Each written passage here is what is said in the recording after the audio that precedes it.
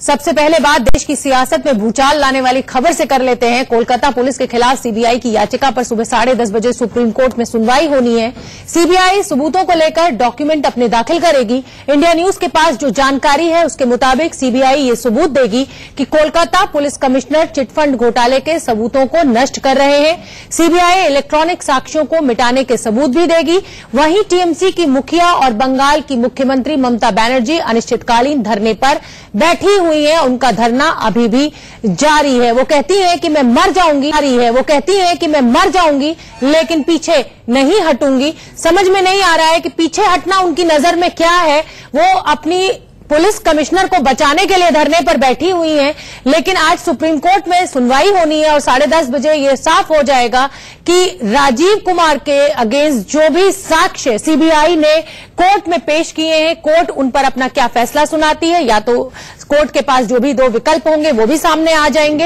ये बंगाल पे जो अपडेट है वो ग्राफिक्स के जरिए लगातार हम आपको दिखा रहे हैं। सीबीआई कोलकाता पुलिस कमिश्नर के खिलाफ सबूत देगी। इलेक्ट्रॉनिक सबूतों को मिटाने का भी सबूत सीबीआई अपने हलफनामे में सौंप सकती है। कोलकाता पुलिस कमिश्नर के खिलाफ जितने भी सबूत जो कोर्ट ने कल कहा था सीबीआई से कि उनको पेश करे, सिर्फ मुंह जबानी खाता से कुछ नहीं होगा। जो एलिगेशन सीबीआई लगा रही है उनको पेश करे, उसके बाद ही कोर्ट कोई अपना फैसला देगी। तो सुप्रीम कोर्ट में 10:30 बजे अब से आधे घंटे बाद लगभग ये सुनवाई शुरू हो जाएगी। 3 सदस्यीय बेंच है। रंजन गोगोई इसकी अध्यक्षता करेंगे, चीफ जस्टिस ऑफ इंडिया। और पश्चिम बंगाल की बात करें तो ममता बनर्जी अभी तक धरने पर बैठी हुई हैं। हमारे साथ एक बड़ा पैनल मौजूद है। Manish Awasthi chief political editor हैं हमारे साथ, वो मौजूद हैं। अनुजा कपूर जी सीनियर लॉयर हैं। निगत अब्बास जी बीजेपी की स्पोक्स पर्सन है। विनायक आर के डालमिया कांग्रेस के स्पोक्स पर्सन है, वो भी जुड़ेंगे। अजय रे जी टीएमसी के लीडर हैं, वो भी हमसे जुड़ेंगे। SK Saxena former CBI officer हैं, वो भी हमसे जुड़ेंगे। आप सभी का बहुत बहुत स्वागत। मैं शुरुआत करूंगी चीफ पॉलिटिकल एडिटर से, क्योंकि सियासी हलकों में जितनी हलचल पिछले 2 दिनों में है उतनी कभी देखने को मिलती नहीं है। जिस तरीके का इतिहास ममता बनर्जी रच रही है कि अपने एक सिटिंग कमिश्नर के साथ धरने पर बैठी हुई हैं। सर क्या कहेंगे, क्या आप देख रहे हैं आज कोर्ट से जो भी फैसला आएगा, क्या विकल्प कोर्ट के सामने आप देखते हैं अगर सीबीआई जो हलफनामा देने जा रही है? विकल्प की मैं बात कर रही हूं, बाकी तो पता नहीं। देखिए शोभना, जितना भी मैंने ममता बनर्जी की राजनीति को समझने की कोशिश की है, वो जब भी सियासत में कुछ ऐसा करती है, हलचल और भूचाल आना ये तय माना जाता है। और उसके साथ साथ अगर आप देखें तो जो उनका जुझारूपन रहा है, लड़बो करबो जीतबो रे, ये जो उनकी एक आदत है, उस शुमार में उन्होंने इस सीबीआई की कार्रवाई को लेकर जो उन्होंने आगे बढ़ाने का ये जो काम किया है, धरने आंदोलन के जरिए सारे राजनीतिक प्रतिपक्ष के जितने बड़े राजनीतिक दल हैं, उनके जितने बड़े नेता हैं, उनकी जो सॉलिडेरिटी और उनका सपोर्ट समर्थन लेकर जो ये धरने पर लगातार बैठी हुई हैं, ये अपने आप में चुनाव की आहट ही नहीं, चुनाव के लिए मोदी के सामने एक चुनौती के रूप में सामने खड़ी हो रही हैं। और आप ये देखिए कि जब प्रतिपक्ष उनके साथ एकजुट खड़ा दिखाई दे रहा है, तो कहीं ना कहीं ममता की नजरें अब दिल्ली पर टिकी हैं। और इसी बात को आगे बढ़ाते हुए उन्होंने एक ये ऐसा मुद्दा मिला जिसको लेकर आप अगर देखें कि राजीव कुमार उनके काफी करीबी पुलिस कमिश्नर, पुलिस आयुक्त, आईपीएस अफसर, और उस पर सीबीआई जब कार्रवाई कर रही है, उसके साथ साथ वो तो यहां तक चली गई कि वो दुनिया के सबसे बेहतर आईपीएस ऑफिसर।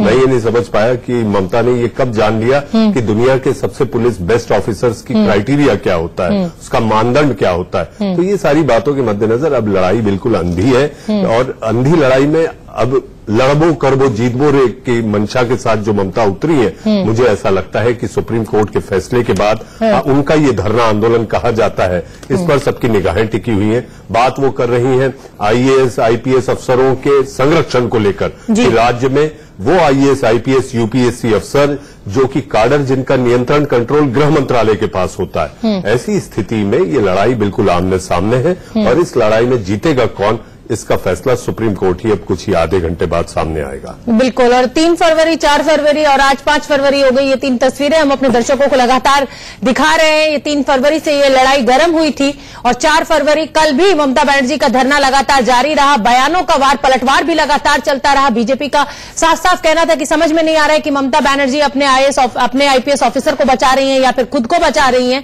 और धरना अभी भी जारी है। सीधे सीधे उनका कहना है कि मर जाऊंगी लेकिन पीछे नहीं नहीं हटूंगी। हमारे साथ अनुज कपूर जी हैं, सीनियर लॉयर हैं। अनुज जी, क्या सुप्रीम कोर्ट के सामने आज आप विकल्प देख रही हैं? सीबीआई से जो खबर सूत्रों से निकल कर आ रही है, हलफनामा दिया जा रहा है, जो इलेक्ट्रॉनिक सर्विलांस का जो भी डिस्ट्रक्शन है उसका आरोप सीधे सीधे सीबीआई लगा रही है राजीव कुमार। अनुजा जी, इसके पहले आप बोले, शोभना, मैं ये बोलना चाहूंगा कि जिस बात का जिक्र मैं कर रहा था, मंच पर जो पीछे का बैकड्रॉप है उसमें आप देखिए कि सीधे तौर पर लिखा हुआ है save the police force, save the IAS. यानी वो यूपीएससी जितने प्रशासनिक अधिकारी हैं राज्य के, ये उनकी लड़ाई बना दी है उन्होंने। बिल्कुल ठीक कह रहे हैं आप अनुजा जी। आप जैसे समझ सकते हैं, हमारे यहाँ पर एविडेंस एक्ट जब होता है उसके अंदर हमें साथ में इलेक्ट्रॉनिक के साथ हम लोगों को ये देना पड़ता है सर्टिफिकेट के रूप में कि जो हम दे रहे हैं वो सही है और हमारे नॉलेज में वो सक्षम है। पर क्योंकि सुप्रीम कोर्ट के सामने अगर आपको कोई भी चीज को कराबोरेट करना है कोर्ट के सामने, आपने किसी को भी कटघरे में खड़ा करना है, उसके अगेंस्ट कोई ऑर्डर लाना है, तो आपको ये प्रूफ करना पड़ेगा। आप मुंह जबानी ओरल एविडेंस जो है उसके बिना पर सुप्रीम कोर्ट नहीं बात कर पाती। आपको रिटन के अंदर डॉक्यूमेंट्री एविडेंस देना पड़ेगा और वो डॉक्यूमेंट्री एविडेंस के लिए सुप्रीम कोर्ट बात कर रही है और मांग रही है। और जहां पर जिस सीबीआई से रिलेटेड हम लोग बात कर रहे हैं, सीबीआई ने जो भी करा वो अपने दायरे में करा, तो ये गलत नहीं था, दायरे में किया। और एविडेंस हाईकोर्ट का ऑर्डर था कि आप 13 फरवरी तक उनको शील्ड थी, उनको अरेस्ट नहीं किया जा सकता था, तो उसके बाद हाईकोर्ट ना जाके आप सीधे एक ऑफिसर के घर पहुंच जाते हैं 40 ऑफिसर्स लेके, और वो कमिश्नर है कोलकाता का, कोई छोटी और उसमें भी घटनाक्रम ये कि इतने सालों से जो मामला पेंडिंग पड़ा है, 2014 से जांच, कुछ नेताओं की रैली में उपद्रव और उद्दंडता होती है, सुबह आप किसी के हेलीकॉप्टर को उतरने नहीं देते और शाम को छापे की कार्रवाई हो जाती है। चलिए देखिए, इसी चीज के लिए दिल्ली हाईकोर्ट के अंदर जो भी ऑर्डर आता है उसी का अपीलेट सुप्रीम कोर्ट होता है। अगर यहां पर दिल्ली हाईकोर्ट ने, अगर सीबीआई अपने ज्यूरिडिक्शन से आगे बढ़कर पावर से ज्यादा अगर उन्होंने कोई भी एक्ट किया है, तो वहां पर वो इस चीज के लिए, मतलब आज का जो फैसला होगा बहुत ही टेक्निकल और साक्ष्य बेस्ड होगा कि अगर 13 फरवरी तक हाईकोर्ट ने उनको शील्ड दी हुई थी तो सीबीआई की टीम वहां कैसे पहुंच गई, वारंट लेकर क्यों नहीं गई, पेपर्स की क्या जरूरत थी, और वही कल सुप्रीम कोर्ट ने मांगे भी हैं। हमारे साथ सीबीआई के former CBI officer SK Saxena ji भी जुड़ गए। सक्सेना साहब, आपसे समझना चाहेंगे कि ये निकल कर आ रही है सूत्रों से खबर कि जो इलेक्ट्रॉनिक साक्ष्य थे उनके साथ छेड़छाड़ का हलफनामा आज सीबीआई दाखिल कोर्ट में कर सकती है, तो क्या आपको लग रहा है कि प्रॉपर प्रूफ्स के साथ आज सीबीआई पहुंचेगी वहां पर सुप्रीम कोर्ट के पास? क्योंकि इलेक्ट्रॉनिक साक्ष्यों के साथ जो छेड़छाड़ है उसको प्रूफ कैसे किया जाएगा ऑन पेपर? देखिए, सीबीआई का जो, देखिए बड़ा क्लियरली, सबसे पहले तो जो हमारी ऑडियंस है और आपके जो व्यूअर्स हैं, जो दर्शक हैं, वो इस बात को समझ लें कि ये मामला जो है वर्ष 2010 में पश्चिम बंगाल की पुलिस के द्वारा ही उठाया गया था। बिल्कुल। और 2013 तक ये कांग्रेस रिजीम थी, उसके द्वारा ये इसके ऊपर कोई कार्रवाई नहीं हुई। अप्रैल 2014 में माननीय सुप्रीम कोर्ट के आदेश से एसआईटी का गठन हुआ और सीबीआई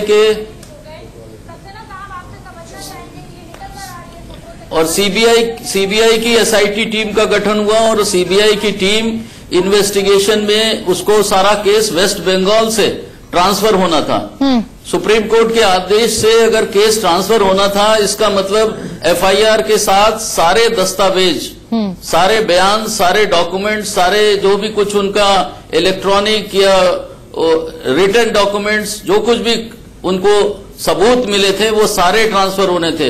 अगर सुप्रीम कोर्ट के आदेश में जबकि केस ट्रांसफर होना था, सारे डॉक्यूमेंट्स अगर ट्रांसफर नहीं हुए और 5 साल तक कलकत्ता पुलिस के कमिश्नर सीबीआई को धता बताते रहे, इसका मतलब क्लियर कट वो स्कैमस्टर्स को प्रोटेक्ट कर रहे थे। 5 साल तक वो डॉक्यूमेंट ही नहीं दिए, यानी सुप्रीम कोर्ट के आदेश की अवमानना की। ट्रांसफर प्रॉपर हुआ ही नहीं, ट्रांसफर प्रॉपर हुआ ही नहीं। दूसरी बात, सीबीआई सक्सेना साहब एक टेक्निकल सी चीज, सक्सेना साहब ऑपरेशन स्टेटमेंट लेने के लिए रिकॉर्ड नहीं, देखिए घर में। सक्सेना साहब एक टेक्निकल चीज पूछना चाहती हूँ, उनको एज ए गवाह पेश होना था सुप्रीम कोर्ट सीबीआई के सामने 160 के तहत, तो गवाह को आप अरेस्ट करने के लिए 40 अधिकारियों के साथ पहुंच जाएं, थोड़ा अटपटा लगता है। मैं आपसे समझना चाहूंगी कि एज ए गवाह उनको पेश होना था सुप्रीम कोर्ट के सामने, उनके अगेंस्ट कोई चार्ज नहीं था। आपको भी समझाने जा रहा हूँ जी। देखिए मैं आपको बता रहा हूँ, सुनिए बात तो सुनिए आप पूरी, बात सुनिए आप पूरी। जब 5 साल तक कोई भी अधिकारी आपके डॉक्यूमेंट्स और एविडेंस को ट्रांसफर नहीं करता और जो स्टेट की जो चीफ मिनिस्टर हैं उनका पूरा हाथ है, उनकी पेंटिंग्स इस कंपनी ने, इस चिट फंड की कंपनी ने खरीदी हैं 1.5 करोड़ से 40 लाख 60 लाख 80 लाख इस प्रकार से। तो ये क्लियर कट एक तरह से रिश्वतखोरी का, करप्शन का केस था जिसमें मुख्यमंत्री इन्वॉल्व थी और कलकत्ता पुलिस के कमिश्नर उनको एक तरह से प्रोटेक्शन दे रहे थे क्योंकि उनके अंडर में काम करते हैं और उनसे मिले हुए थे। ठीक है सर, आपको रोकना चाहूंगी। मेरे साथ मेरी सहयोगी आंचल आनंद सुप्रीम कोर्ट से जुड़ गई हैं। आंचल, आपसे जानना चाहेंगे कितनी देर में ये सुनवाई शुरू हो जाएगी? बहुत इंतजार है देश को क्योंकि ममता बनर्जी उधर धरने पर बैठी हुई हैं। शोभना, 10:30 बजे ये मामले की सुनवाई शुरू हो जाएगी। जो मेरी जानकारी के मुताबिक कल रात को, देर रात को इनफैक्ट जो टीएमसी सरकार है उनको एफिडेविट की कॉपी एक सर्व हुई है जिसमें जो सुप्रीम कोर्ट ने मांग की थी कि अगर आपके खिलाफ कोई सबूत है डिस्ट्रक्शन ऑफ एविडेंस के तो वो सौंपे जाए। ये एक्सक्लूसिव कॉपी इंडिया न्यूज के पास है। हमारे सहयोगी आशीष ये कॉपी लेकर आए हैं। 17 पन्नों का ये एफिडेविट है। आशीष, तुरंत जानकारी दीजिए क्या कुछ है उसमें। देखिए, सीबीआई ने अपनी इस एफिडेविट में ये साफ तौर पर लिखा है कि Rajiv Kumar has not coordinated in the spirit of the summon being issue, यानी जो 3 समन राजीव कुमार को इशू हुए थे उसमें उन्होंने सहयोग नहीं किया, वो पेश नहीं हुए।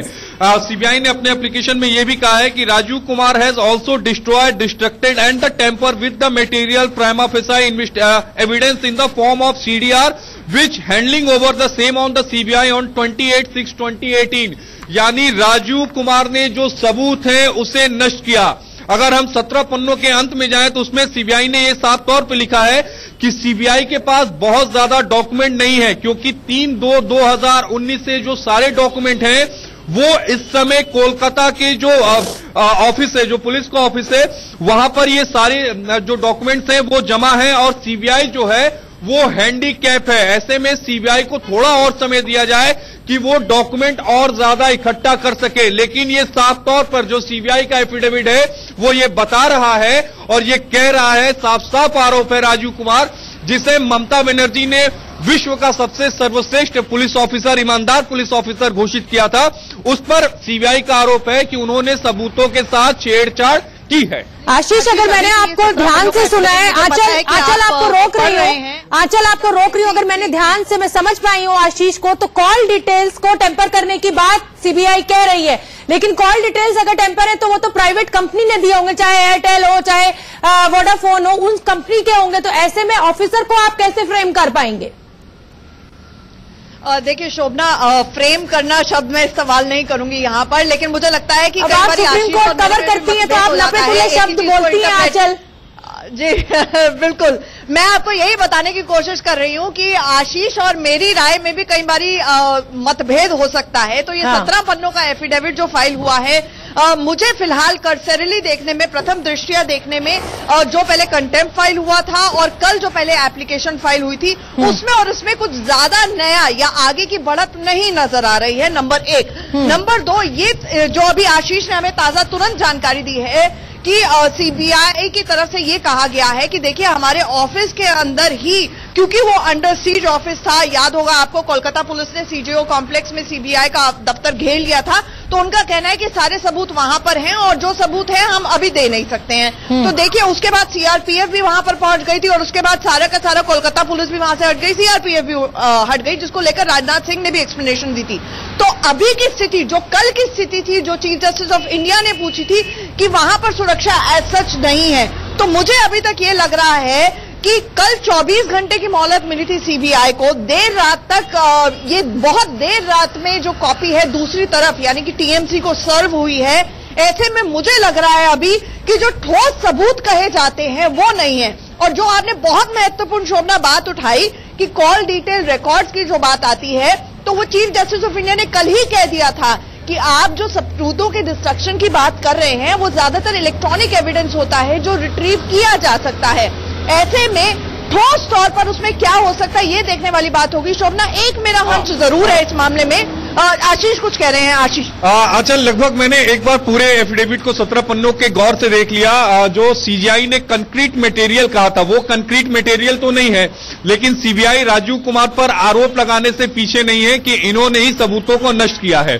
दूसरी अहम बात जो सीबीआई ने कही है कि इनके खिलाफ कंटेम्प्ट बनता है, क्योंकि जो धरने पर बैठे, जिस तरह से सीबीआई के ऑफिसर को बंधक बनाया, जिस तरह से उन्होंने काम में बाधक बनाया, ऐसे में 2014 के जो सुप्रीम कोर्ट का आदेश है उसका उल्लंघन है। लेकिन सबसे अहम बात कि आखिर ऐसे कौन से दस्तावेज हैं जो अभी भी कोलकाता पुलिस के पास हैं, उनको सीबीआई चाहती है। और यही वजह है कि सीबीआई ने आखिरी में लिखा है कि जो डॉक्यूमेंट्स हैं उनको कलेक्ट करने के लिए हमें थोड़ा और समय दिया जाना चाहिए। और आंचल मोहलत मांग रहे हैं, तो अभी आंचल ये बात फिर मुझे हवाई लग रही है, क्योंकि सीबीआई जो सुप्रीम जब सारी चीजें नष्ट हो गई, कुछ चीजें जो बाकी हैं वो इस समय कोलकाता की सीबीआई पर जो पुलिस ऑफिस है वहां पर सारी चीजें रखी गई हैं। तो ऐसे में देखना दिलचस्प होगा कि आज सुप्रीम कोर्ट क्या सीबीआई को ये इजाजत देता है कि आप वहां से जाकर सबूत लेकर आइए और सील बंद लिफाफे में। आंचल, ये मुझे एक बार फिर से हवाई लग रहा है। ये हलफनामा जितना मैं सुन पा रही हूँ, समझ पा रही हूँ, कोई टिप्पणी नहीं करूंगी क्योंकि कोर्ट के सामने पूरा ये मैटर है, लेकिन इसमें फिर सीबीआई बात कर रही है, धरने पर बैठ गए, ये कर दिया। और जो मामला लेके सीबीआई कल कोर्ट में पहुंची थी वो तो बिल्कुल साफ था कि ये अधिकारी जांच में सहयोग नहीं कर रहा है। सुप्रीम कोर्ट में चीफ जस्टिस रंजन गोगोई की 3 सदस्यीय बेंच जो है उनकी अध्यक्षता में अब से कुछ ही देर बाद सुनवाई शुरू करेगी। सीबीआई कल पहुंच गई थी कमिश्नर राजीव कुमार के अगेंस्ट कि वो जांच में सहयोग नहीं कर रहे हैं। उस पर सुप्रीम कोर्ट ने साक्ष्य मांगे थे और पूछा था कि ऐसी क्या अर्जेंसी है कि आप इतवार के दिन उनके घर पहुंच गए, वो हमें साक्ष्य दीजिए। तो ये हलफनामे की एक्सक्लूसिव कॉपी इस समय हम आपको इंडिया न्यूज की टीवी स्क्रीन पर दिखा रहे हैं, जिसमें बताया गया है सीबीआई की तरफ से कि जो इलेक्ट्रॉनिक जितने सबूत थे उनके साथ वो छेड़छाड़ कर सकते हैं। हालांकि उसमें लास्ट पैराग्राफ में यह भी लिखा है सीबीआई ने कि जो सबूत है उसके लिए उनको और समय दिया जाना चाहिए, कुछ पेपर्स अभी भी कोलकाता पुलिस के पास ही मौजूद है। तो सीबीआई ने वक्त भी मांगा है, अब इंतजार रंजन गोगोई साहब के फैसले का है। हमारे साथ हमारे सहयोगी जुड़े हुए हैं, आंचल आनंद भी हमारे साथ हैं, आशीष सिन्हा भी हमारे साथ हैं, उनका भी हम रुख करेंगे। उससे पहले मैं रुख करना चाहूंगी अजय रे जी का, जो टीएमसी के लीडर हैं। अजय रे जी, आप क्या चल रहा है ये पश्चिम बंगाल में? दुनिया के बेस्ट आईपीएस ऑफिसर हो गए राजीव कुमार, जो सीबीआई जांच में सहयोग नहीं कर रहे हैं। 3-3, 4-4 बार उनको सम्मन भेजा जा रहा है, वो पेश नहीं हो रहे हैं और सीबीआई को इतना एक्सट्रीम कदम उठाना पड़ा। उसके बाद आप हिरासत में ले लेते हैं और उसके बाद कहते हैं कि वो बेस्ट आईपीएस ऑफिसर है। बाकी सारे आईपीएस ऑफिसर्स की क्रेडिबिलिटी पर सवाल खड़ा कर दिया आपने। सोमना जी, सबसे पहली बात यह है, अगर सीबीआई ने सुप्रीम कोर्ट को इन्फॉर्म किया था कि वो कोलकाता जा रहे हैं और राजीव कुमार से एक सवाल जवाब पूछेंगे, तो आज सीबीआई को सुप्रीम कोर्ट के पास जाना ही नहीं पड़ता। आज वो फैसला आने का इंतजार करना ही नहीं पड़ता। दूसरी बात है, सेक्शन 160 के तहत राजीव कुमार एक आरोपी नहीं है, उन्हें सम्मन भेजा गया है जिनके तहत वो गवाह है, उनको उसका रिस्पॉन्स करना है। अगर आप मुद्दे को बहुत पहले से देखें तो 30 नवंबर को अचानक से एक चिट्ठी आती है कि 7 और 8 तारीख को राजीव कुमार की पेशी है या उनको सबमिट करने हैं डॉक्यूमेंट्स। आप ये देखिए किस तरह सीबीआई ने ये नोटिस दिया कैसे। 30 नवंबर को एक नोटिस आती है कि 7 और 8 नवंबर को आपकी पेशी है। नहीं, 30 नवंबर को 7-8 नवंबर के लिए कैसे आ सकती है? कुछ तारीखों में आप यही बात है, आज सुप्रीम कोर्ट इसी का फैसला करेगी। हाँ। सीबीआई ने जो डॉक्यूमेंटेशन जमा दिया है, हाँ, उसके तहत 30 नवंबर को लेटर कैसे आ सकती है? और राजीव कुमार एक ऑफिसर है, कोलकाता पुलिस कमिश्नर है, राज्य सरकार से अनुमति लिए बिना, आप वहां के लोकल पुलिस को बिताए बिना आप कैसे किसी को पूछताछ कर सकते हैं? आप कैसे किसी के पास जा सकते हैं? रॉय साहब, सीबीआई पावर्स है सीबीआई को, सीबीआई बिना वारंट के जा सकती है, शक के दायरे में अगर कोई है उसकी जांच के। मैं आपको बताता हूं, सेंट्रल ब्यूरो ऑफ इन्वेस्टिगेशन में हमेशा ही राज्य सरकार की पुलिस की सहमति आपको चाहिए। संविधान के तहत 1946 के लॉ के तहत सेक्शन C के तहत डीएसपी बना गया था। आप अगर देखें इसे, सीबीआई अगर आप 1963 देखें कांग्रेस रूलिंग टाइम में, तब तो अरे सर, तो कानून की तरह चलिए ना, धरना प्रदर्शन तो खत्म कीजिए। पूरे प्रदेश को रोक रखा है आपने, आपके कार्यकर्ताओं ने कानून सिर पर उठा रखा है। सोमनाथ जी, मैं सोमनाथ जी जगह जगह शांति खराब कर रहे हैं आप आज। सोमनाथ जी, आज बहुत सोचने वाली बात है। आप सोचिए इस विचार में, आप सोचिए कि अगर कमिश्नर आज अनशन में बैठा है, सत्याग्रह में बैठा है, तो राज्य किस हालत में है। अरे सर, आप राजनीतिक दल ना आग लगा दीजिए देश को। आप लोग सारी संवैधानिक व्यवस्थाओं को बिगाड़ दीजिए। कमिश्नर और एसपी और डीएम को आप धरने पर बिठाने लगी अपने साथ, रोक दीजिए शहरों को। सोमनाथ जी, जाइए, थोड़ी सी समय की पाबंदी है, मुझे रुकना पड़ रहा है एक छोटे। सबसे कुछ ही देर में कोलकाता पुलिस के खिलाफ सीबीआई की याचिका पर सुप्रीम कोर्ट में सुनवाई शुरू होनी है। सीबीआई कोर्ट के सामने हलफनामा पेश कर ये बताएगी कि कोलकाता पुलिस के कमिश्नर राजीव कुमार ने सबूतों को नष्ट किया है। इंडिया न्यूज के पास सीबीआई के हलफनामे की ये एक्सक्लूसिव कॉपी है जो इस समय आपकी टीवी स्क्रीन पर है। इस हलफनामे में जिक्र किया गया है कि राजीव कुमार इलेक्ट्रॉनिक सबूतों को नष्ट कर सकते हैं। हलफनामे में यह भी कहा गया है कि शारदा चिटफंड घोटाले की जांच कर रही एसआईटी ने उन कंपनियों को बचाने का काम किया जिन्होंने टीएमसी के प्रचार के लिए पैसा दिया। तो बड़े एलिगेशंस लगाए गए हैं, लेकिन यह समझ में नहीं आ रहा है कि सीबीआई के हलफनामे में अगर यह कहा जा रहा है कि टीएमसी के प्रचार में जिन कंपनियों ने पैसा लगाया उनको बचाया गया है, तो उसका राजीव कुमार के केस से क्या लेना देना है। क्योंकि सीबीआई कल जब पहुंची थी तो स्पेसिफिकली राजीव कुमार के अगेंस्ट पहुंची थी सुप्रीम कोर्ट।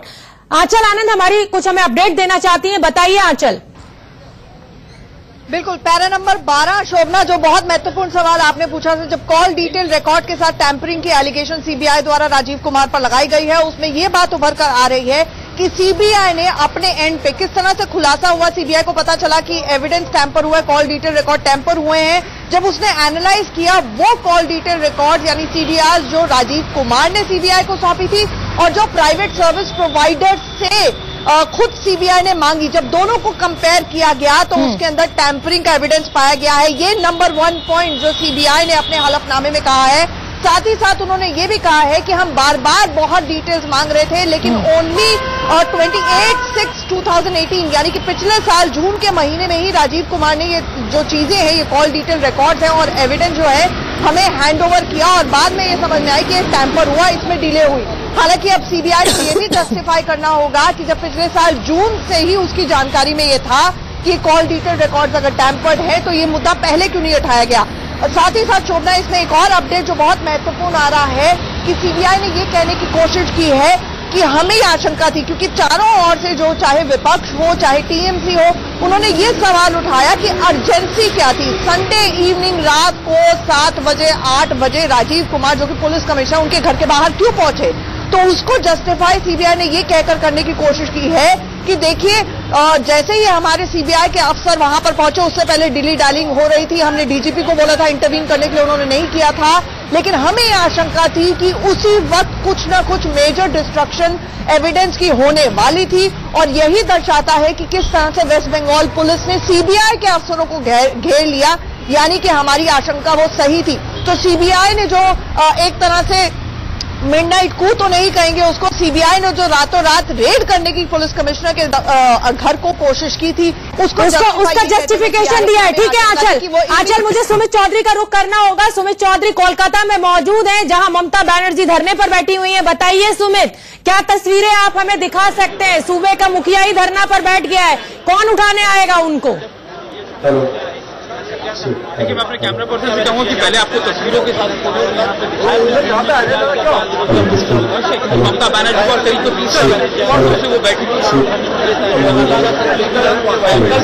सुमित, आपकी आवाज हम तक नहीं पहुंच रही है, इसको हम ठीक कराने की कोशिश करते हैं और फिर आपका रुख करेंगे। फिलहाल मैं निगत अब्बास जी, बीजेपी की स्पोक्स पर्सन है, उनका रुख कर लेती हूँ। निगत जी, इतना नाराज हो गए आप लोग, हेलीकॉप्टर क्या नहीं उतरने दिया, रथ यात्रा क्या नहीं निकलने दी, कि पूरी सियासत तक आपको लगानी पड़ गई उसमें। सीआईएसएफ आपको पता ही होगा कि पैरामिलिट्री फोर्सेस एकदम एक्सट्रीम कंडीशंस में इस्तेमाल की जाती है? ऐसा नहीं है, पर अगर आप हेलीकॉप्टर की बात कर रही हैं तो ये भी तो देखिए कि कितनी तानाशाही और कितना सनकी दिमाग है बंगाल की सरकार का कि उन्होंने एक और सीएम योगी आदित्यनाथ जी का हेलीकॉप्टर ही नहीं उतरने दिया। ये तो उनका दिल है, उनका दिमाग है और उनकी सोच है कि चाहे स्टेट में लॉ एंड ऑर्डर की प्रॉब्लम खड़ी हो जाए, स्टेट के मुखिया को क्या इतना भी हक नहीं है? एकदम हक है इंडिया को। आप मुझे गलत और सही की बात नहीं कर रही, हो सकता है उनका फैसला गलत हो। ममता बनर्जी सिर्फ इस चीज से डर गई क्योंकि उन्होंने देखा कि वेस्ट बंगाल की लोगों के दिलों में जो लोकप्रियता है भाजपा के लिए, ठीक है। मुझे विनायक जी का रुख 1 मिनट कर लेने दीजिए। आंचल जी आऊंगी आपके पास। विनायक जी को मैंने चर्चा में लिया नहीं है, आधे घंटे से बैठे हुए हैं।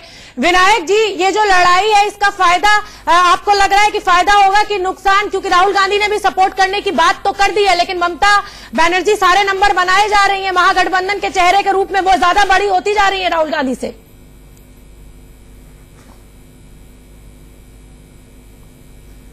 देखिए, पहले तो जो राजनीति हो रही है मैं उस पर टिप्पणी करूंगा, फिर कुछ तथ्यों पे आऊंगा, क्योंकि मैं वकालत जानता हूं तो मैं वकालत के तथ्यों पे आऊंगा, पर पहले राजनीतिक टिप्पणी करूंगा। देखिए, ये जो मोदी सरकार की हिटलर शाही है ये क्यों हो रही है? क्योंकि कहते हैं, हिंदी में कहावत है, विनाश काले विपरीत बुद्धि। जब ये देख लिया इन्होंने कि इनके जो जिसको हिंदी बेल्ट या हिंदी हार्टलैंड कहते हैं, इनके वहां पे नंबर नहीं आने वाले, इनके वोट और सीटें वहां घटने वाली हैं 2019 में, तो ये लोग घबरा गए। अब घबरा के इन्होंने क्या देखा कि भैया हम कहां से और सीटें लाएं, तो इनकी आंख पड़ गई वेस्ट बंगाल में। 2 दिन पहले अमित शाह और मोदी ऐलान करते हैं और धमकी देते हैं कि ये होने वाला है। विनायक जी, नुकसान आपको होता हुआ दिखाई दे रहा है। आप प्रधानमंत्री पद के चेहरे के लिए ममता बनर्जी ज्यादा बड़ा चेहरा बन रही है। शरारत है।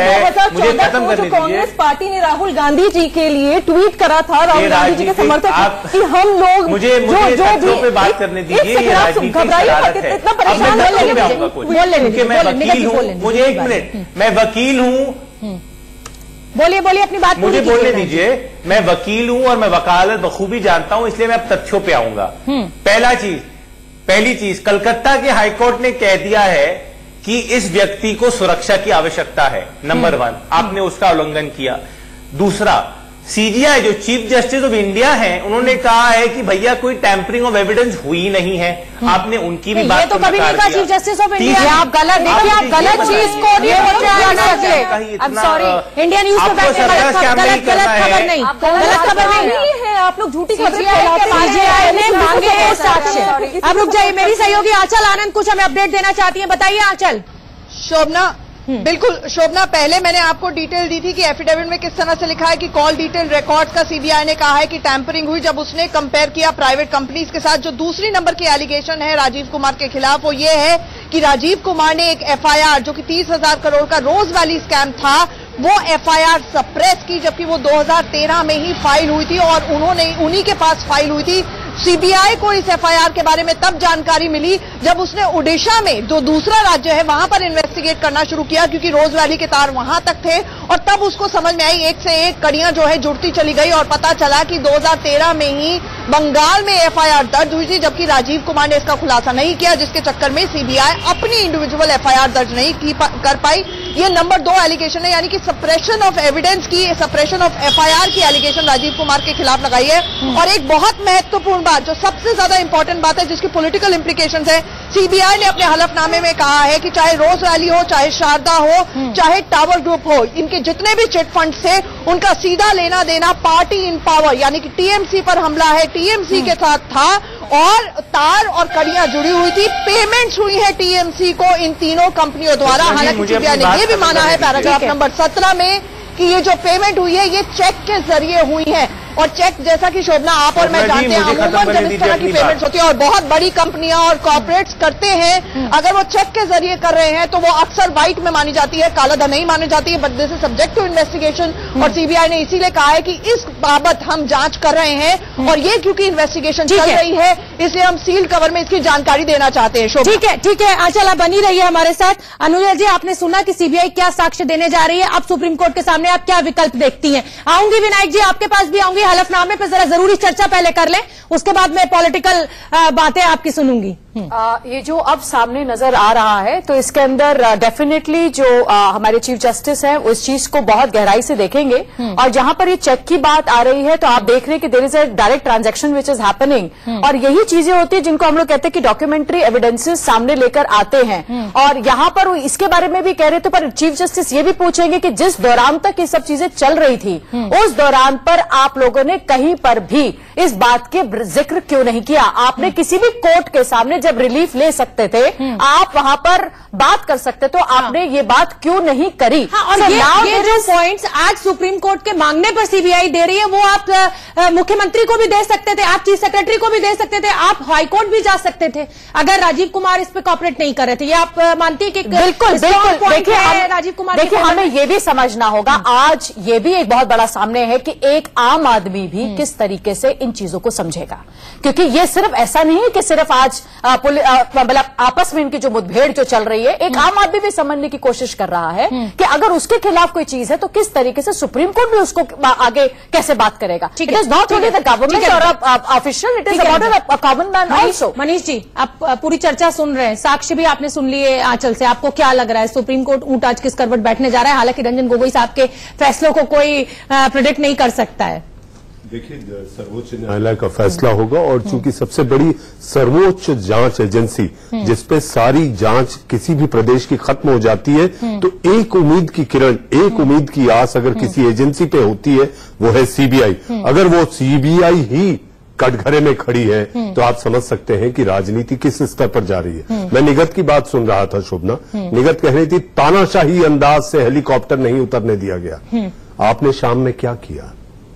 और इसके साथ साथ जो जनमानस के मन में एक तरह से जो कोलाहल और जो कंफ्यूजन मचा हुआ है वो भ्रम में है कि आखिर राजनीतिक जहर आप एजेंसीज पे डाल देंगे तो वो न्याय के लिए कहां जाएंगे, कहां गुहार लगाएंगे, कैसे जांच होगी। तो ये सांच पे आंच है और इसी के मद्देनजर मुझे लगता है कि आज सर्वोच्च न्यायालय एक ऐसा फैसला देगा जिससे वो इज्जत, वो शान, वो रुतबा और वो विश्वास बना रहे कि एजेंसी अभी भी नहीं। ठीक है मनीष जी, थोड़ी सी समय की पाबंदी है। विनायक जी आपके पास भी आऊंगी और आपसे पूछूंगी कि राजनीति क्या अराजकता का पर्याय बनती जा रही है।